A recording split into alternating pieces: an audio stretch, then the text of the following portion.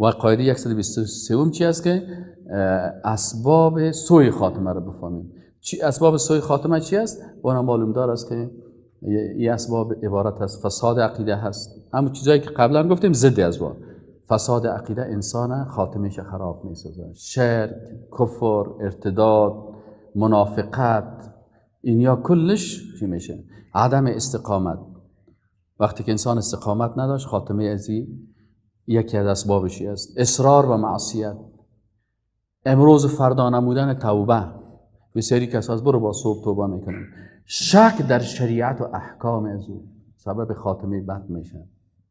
تلف کردن حق دیگران، بینیازی به دعا، هیچ دعا نمیکنه، هیچ ضرورت من ندارم. محبت دنیا و خوشی به او تمام روز صاحب در فکر ازی است که مادل محترم چند است بالایش ببرم. 80 بود 90 شد، 90 2000 شد، 2000 2005 شد، 2005 2010 والا خانه است و فلان. تمام روز که ببینید این مشغول است. اینی اسباب چی است؟ فراموشی مرگ.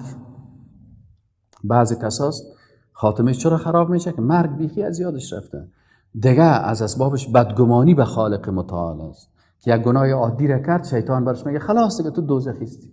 بدگمان است. پس قلب مسلمان به بین چی باشه؟ خوف و رجا می باشه. فساد باطن و زشتی اعمال مخفی. ظاهر بسیار آراسته است اما از باطن بسیار زشت است. این بدش و که از او خیر است و که از این دشمن است و که از این فلانی است. تعلق قلب به غیر الله این اسباب سوء خاتمه هست که قلب خود به غیر الله. انکار اسلام، بدعت و بدعتکاری. خود بدعت سبب چی میشه؟ سوء خاتمه میشه. ظلم و دوستی با انسانهای کافر و بیدین و زشت و ریاکار. وقتی که با کافر دوستی میکنه این هم یکی از اسباب چی است؟ سوء خاتمه. السلام علیکم و رحمت الله و برکاته.